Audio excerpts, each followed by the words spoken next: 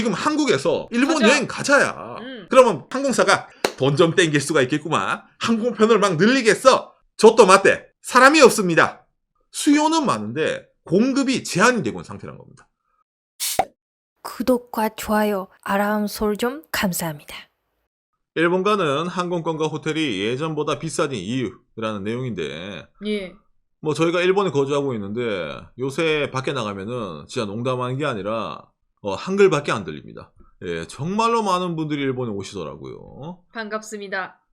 코로나 이후에 일본에 오신 분들이 아마도 이제 많이 느끼시는 게 있을 건데, 그렇죠. 코로나 이전에 비해서 항공료랑 호텔비가 너무 오른 것 같다. 저라고 해서 일본 가봤는데 이거 뭐야, 전체적인 여행 경비 그렇게까지 옛날이랑 차이가 안 나네, 별로 싸단 걸 못 느끼겠다 라고 느끼시는 분들 안 계십니까? 그래서 제가 오늘은 왜 일본 가는 항공권과 호텔 가격이 예전보다 비싸졌는지 플러스 해가지고 언제쯤이면은 이게 좀 나아질런지에 대해서도 알려드리도록 하겠습니다. 그런 것도 있어? 그런 것도 있습니다. 어머. 예. 그렇기 때문에 오늘 내용을 끝까지 보시면은 어느 정도 답이 나오지 않을까라고 생각이 되네요. 먼저 이걸 보면서 이야기를 해보도록 합시다. YTN이네요.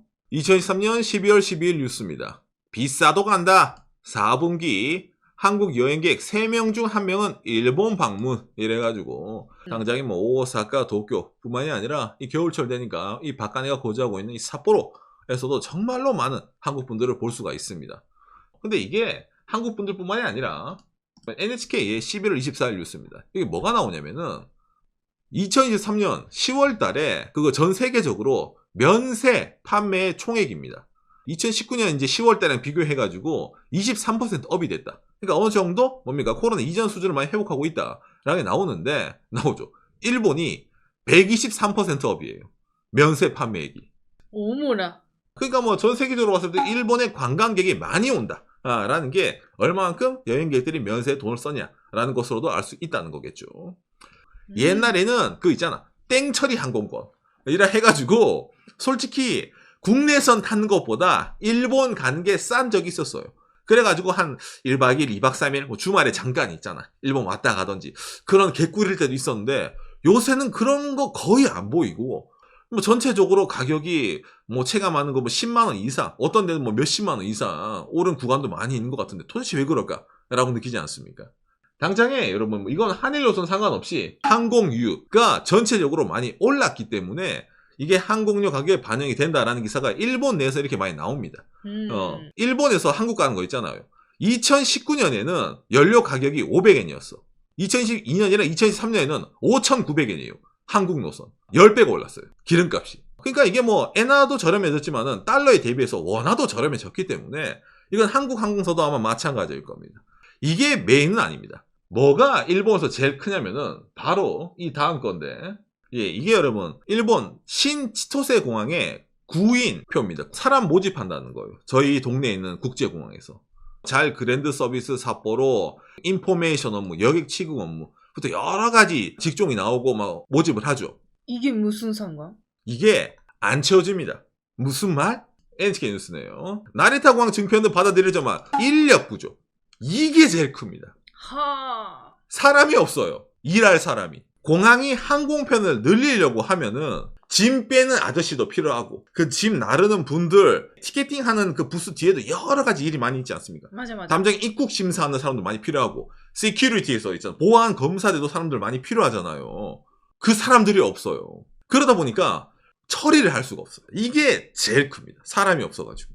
아니 오상, 그래도 일본 어디 가는데 사람 없는 공항도 많이 있던데요? 그렇죠. 일본 항공권이 여러분 다 비싼 건 아닙니다. 사실은 싼 데도 있어요. 한국에서 큐슈, 예를 들어 좀 약간 지방 동네 있잖아요, 가는 항공권은 뭐 코로나 TV에서 약간 올랐다고 하지만 그래도 아직까지 저렴한 그런 항공권도 있을 겁니다. 그렇구나. 당장에 도쿄라든지 오사카도 어느 정도는 저렴한 게 가끔씩 나올 거예요.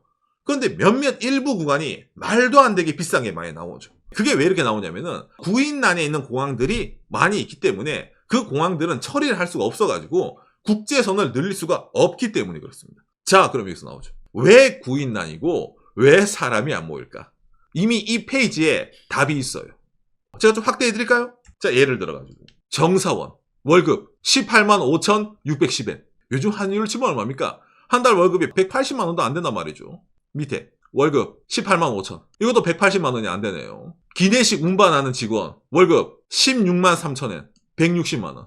대충 감이 오죠. 그렇죠, 여러분. 대우가 안 좋아요. 당장 이걸 알 수 있는 게 일본 후생 노동성 일반 직업 소개 상황이라는 내용입니다. 이게 올해 10월달 기준이거든요. 일본은 기본적으로 일하는 사람보다 일자리가 많은 나라예요. 전체적인 비율로 봤을 때 일할 자리가 1.3개 있는데 일할 사람은 한 명 있다는 거예요. 뭐 항공 저런 것부터 해서 기본으로 서비스업을 한번 보여드릴게요. 어떤 일이 생기고 있는지. 서비스 직업 종사자 구인 배율입니다. 4.56이 나옵니다. 일본에 있는 서비스업 전체적으로 일자리가 4.56개 있는데 일할 수 있는 사람은 한 명 있어요. 그럼 나머지 3개 이상의 회사는 어떻게 되나요? 예, 없어요. 못 돌려요. 가 지금 일본 상황입니다. 이게 다른 업계보다 이 서비스 업계에 특히 심합니다. 자, 그럼 이제 답이 나오죠. 왜 항공권이 비쌀까? 지금 한국에서 뭡니까? 비싸도 간대잖아. 일본 가자. 여행 가자야. 가자인데 그러면 비행기 항공사가 돈 좀 땡길 수가 있겠구만. 항공편을 막 늘리겠어. 라고 하는데 저또 맞대. 스미마생. 사람이 없습니다. 못 받아줍니다. 라고 하다 보니까 항공편을 늘릴 수가 없는 거예요. 수요는 많은데 공급이 제한이 되고 있는 상태란 겁니다. 항공사 입장에서는 기존에 있는 띄우는 이 금액을 가격을 올려. 그래도 사네? 더 올려. 아니 그래도 간다네? 그러니까 계속 올라가는 겁니다. 이게 정말 단순한 원리입니다. 수요 공급에서의.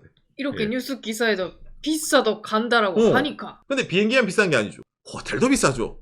이거예요 정말. 호텔은 진짜 이건 일본 내 거주하는 일본 셀러리맨들도 많이 느끼는 겁니다. 왜? 국내 출장 갈 때도 호텔은 들려야 되잖아. 맞아. 근데 가격대가 장난이 아니거든요. 그래서 이거 관련해서 뉴스가 정말로 많이 나옵니다. 올해 11월 달 후지테레비네요. 인바운드 수요로 호텔 대등급 20%에서 40% 가격 인상이 되었다. 연말 연시나 수험에도 영향이라고 나오는데 여러분. 일본은 연말 연시가 설 연휴예요.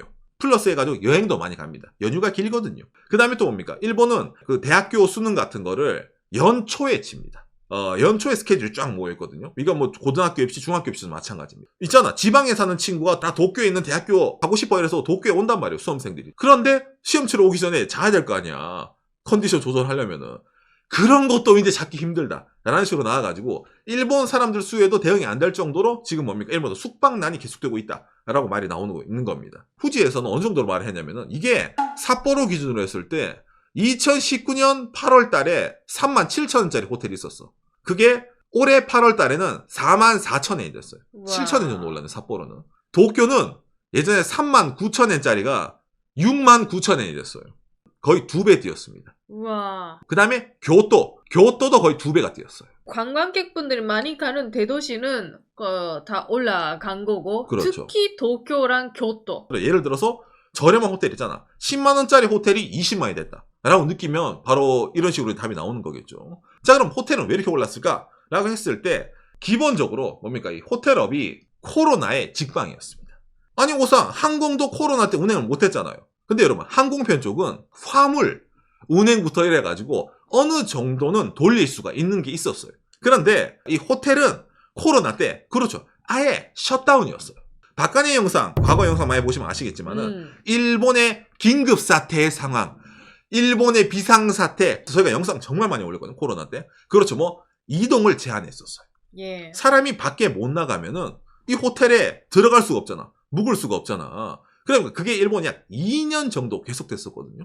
자, 그러면 호텔에 주방장도 있죠. 호텔에 벨보이도 있고, 호텔에 청소하신 분도 있고, 체크인 카운터에 있는 직원들도 있잖아요. 이 사람들이 다 어떻게 됐을 것 같습니까? 예, 잘렸습니다. 아니면 극소수만 남아가지고 호텔 조금 관리 정도만 했었어요. 코로나 시국 동안에 일본의 호텔업이 망한다부터 이래가지고 엄청나게 그 관련 뉴스가 많이 나왔었습니다.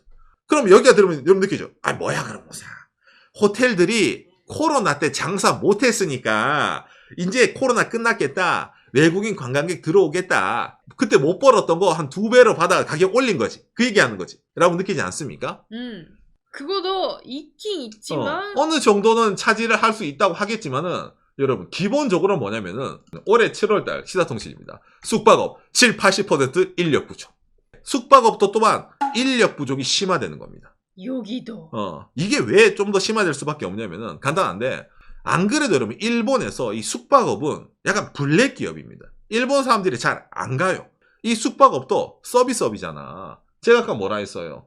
서비스업이 일자리가 일본에 평균적으로 4.5개 있는데 한 사람이 있다 했잖아요. 그러니까 원래는 이 호텔업에 아이고 웰컴 아무나 와서 제발 일 좀 해주세요는 업계였어. 그래서 사람들이 갔었지. 근데 코로나가 와가지고 뭐야? 잘랐잖아요. 그러다 보니까 여기에 사람들이 더 안 모이게 되는 겁니다. 호텔 말고도 일본엔 전체적으로 일자리가 많이 있는데 굳이 내가 호텔 가서 일을 해야 되겠습니까? 라는 사람들이 엄청나게 늘어난 겁니다. 그러다 보니까 호텔들이 어떻게 됩니까? 100% 객실을 다 못 돌리게 됩니다. 사람이 없거든. 그런데도 이익은 내야 되잖아. 즉 한 객실당, 한 방당의 단가를 임의적으로 올려버리는 거. 그래야지 전체적으로 돌렸을 때랑 비슷한 금액이 나올 거라는 계산이 나오는 거예요. 그러다 보니까 가격대가 다 올라갑니다. 어느 호텔은 다 그래요. 이게 호텔 가격 오른 제일 큰 요인 중에 하나입니다. 일단 고객 단가를 올려야지 그 이득을 유지할 수 있다. 그렇죠. 거기다가 또 플러스 뭡니까? 이게 호텔 입장에서도 뭐 인력 부족하다 이런 말을 하는데 적극적으로 뽑으려고 하는 친구들이 사실은 여러분 그렇게까지 많이 없습니다. 이게 또. 왜 그럴까라고 했을 때 이 코로나 시절의 이 어려움이 또 안 올 거란 보장이 있습니까? 없죠. 일본 호텔업계는 2019년도 당시에 일본인 관광객이 3천만 명이 넘어난다. 일본 앞으로 5천만 명 넘어서서 프랑스와 같은 관광 대국이 될 것이다라고 희망찬 꿈을 안고 호텔들이 투자하고 인력을 막 뽑고 그랬어요. 그런데 코로나가 왔잖아. 적자 보고 자르고 난리가 나고 망한 호텔도 많이 생겼던 거예요. 자, 그런데 이제 잠깐 코로나 끝났다고 2019년도만큼 코로나 전만큼 사람 막 뽑고 설비 투자하세요 라는 말 들었을 때 여러분들 경영자가 돼보세요. 아직까지는 좀 간을 봐야 되지 않나?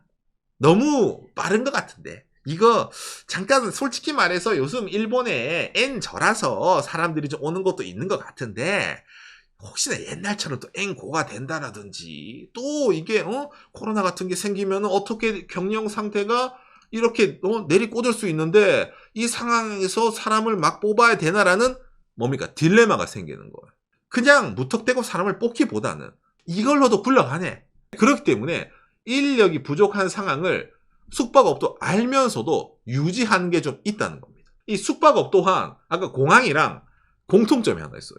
아까 제가 일본의 이 공항 업무 보여드리면서 여러분 아이고 공항에서 일한다고 하더라도 월급이 너무 짜네. 자, 숙박업은 어떨까? 라고 했을 때 유명 호텔 내 업무관리 직업 20만엔 호텔 직업 시급 1,100엔에서 1,300엔 비즈니스 호텔 직원인데 여러분 대한민국 최저임금 얼마죠? 호텔 프론트 직원이 시급이 이거예요. 10,000원이 조금 넘어요. 프론트 직업인데. 호텔 프론트인데 대충 느낌이 오죠. 월급이 낮아요. 이 업계 자체가. 그러니까 안 그래도 만성적인 인력난인데 한번 자른 것도 과거 있었고 그리고 지금 일손이 부족해요. 일할 친구들이 없어요. 한 달에 200만 원 야근 포함. 안 간다는 거예요. 수요가 지금 많다 보니까 그렇게 하는 거죠. 호텔도. 왜냐하면 가격 올려도 사람들 오니까 직원분이 없더라도 그러면 단가를 올리면 되니까. 그렇죠. 이게 오늘 얘기한 뭡니까? 항공권이랑 이 호텔 일이 가격 올라간 그렇죠. 일본 내 인력난이 제일 큰 이슈로 돼가지고 그런 원인 제공하고 있다는 겁니다. 자, 그러면 그렇죠. 오상 말 들어보니까 일본은 만성적인 인력난이야.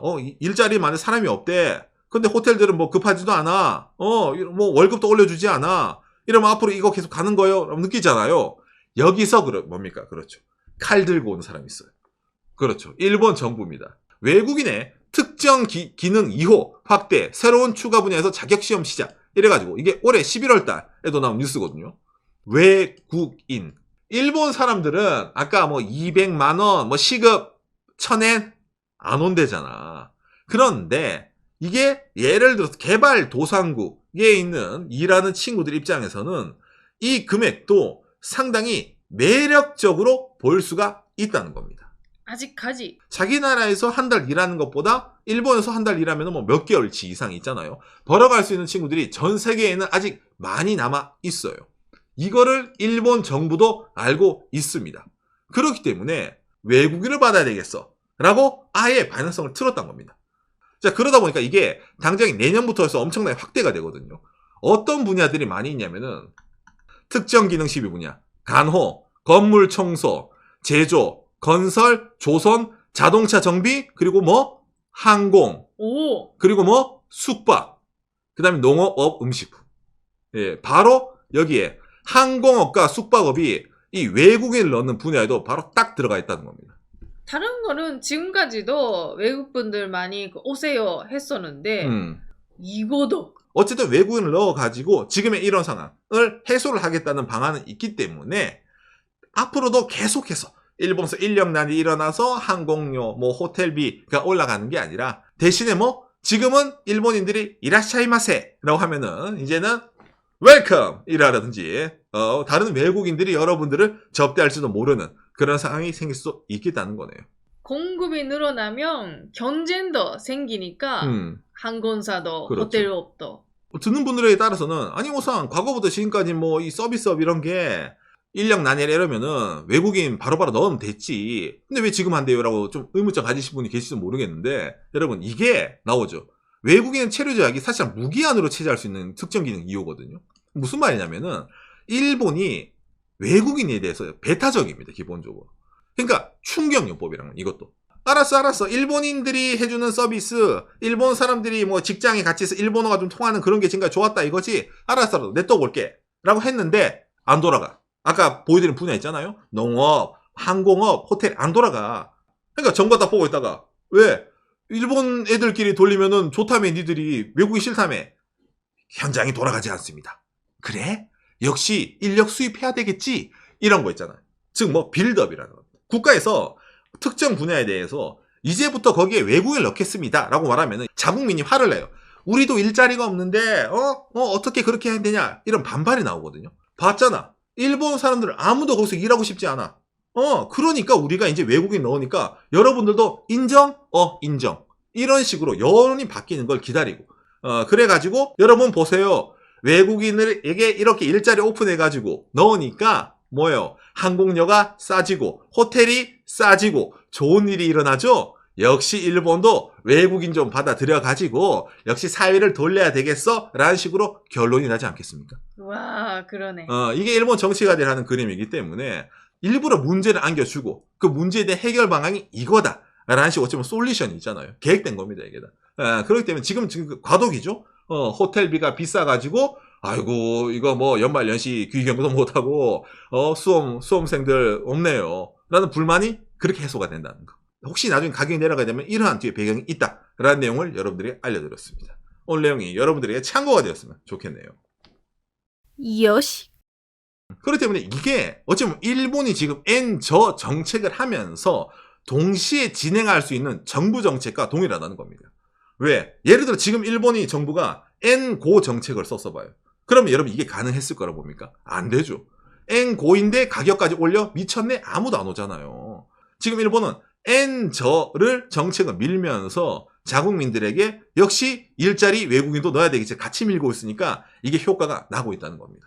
일본 사람들 외국인 너무 미워하지 말고 외국 관광객 오면 좀 친절하게 좀 해주고 네 옆에 있는 직원 친구가 일본어를 조금 못하는 외국인 친구를 하더라도 열불내지 말고 왜? 그 자리에 일본 친구가 오기 싫어했으니까 거기 자리를 메워준다는 자체 감사하면서 일하도록 하세요. 라는 식으로 자국민에 대해 가지고 어찌 보면 좀 교육이 될 수 있는 그런 빅 찬스이기 때문에 일부러 이런 상황을 좀 약간 좀 좌시했던 봐줬던 경향이 좀 있다는 겁니다.